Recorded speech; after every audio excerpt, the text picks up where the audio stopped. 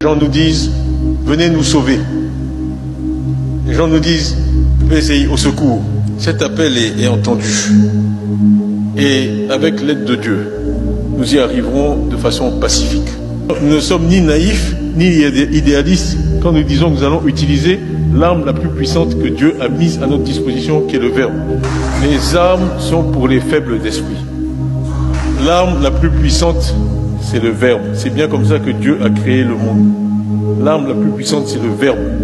C'est pas la machette, c'est pas le bâton, c'est pas le gourdin. Les intimidations ont commencé. Le PDCI a survécu à l'époque coloniale, aux indépendances, aux tumultes, aux coups d'État, aux révolutions, et est toujours là, bien là. Le PDCI est un parti de courage. C'est facile de l'oublier quand on ne connaît pas l'histoire du parti, qui a commencé et qui a eu à faire face à une hostilité extraordinaire au temps colonial.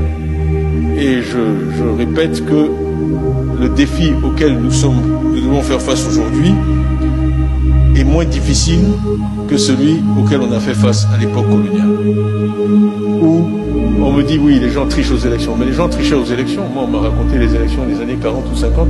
Tout était mis en œuvre pour que le député Oufoué-Boigny ne soit pas élu. Les gens se sont battus, le PDCI s'est battu. Il était présent dans les bureaux de vote, s'est battu pour qu'il puisse être élu. C'est cela notre tradition. Et vous, nos aînés, nous avez montré la voie en étant toujours prêts à vous battre pour la cause du PDCI et pour la cause de la Côte d'Ivoire. Rien de valeur dans la vie ne peut être acquis facilement.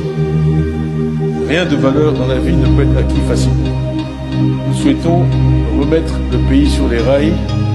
Ça ne se fera pas sans combat et sans difficulté. La seule chose que nous disons face à ce combat, c'est que nous, notre arme, c'est la parole et le dialogue.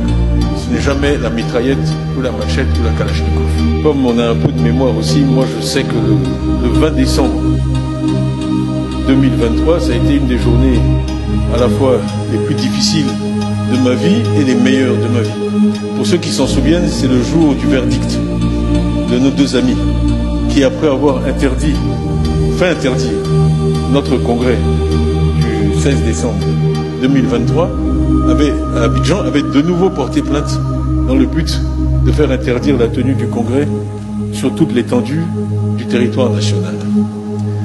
Et c'est le 20 décembre à 16h45 que l'affaire s'est dénouée, puisqu'ils ont retiré leur plainte 15 minutes avant que la décision interdisant le congrès, la tenue du congrès jusqu'à nouvel ordre et sur toute l'étendue du territoire ne fut prise.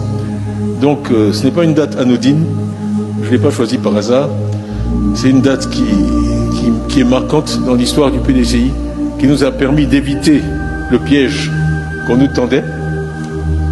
Et ça aussi j'aurai l'occasion d'en parler, mais il y a un autre gros piège devant nous, qui est aussi dans le même esprit, bâti sur la justice, etc. Mais grâce à Dieu on l'évitera. On est prévenu. Donc ça n'a pas marché en 2023, et si plaît à Dieu ça ne marchera pas en 2025 non.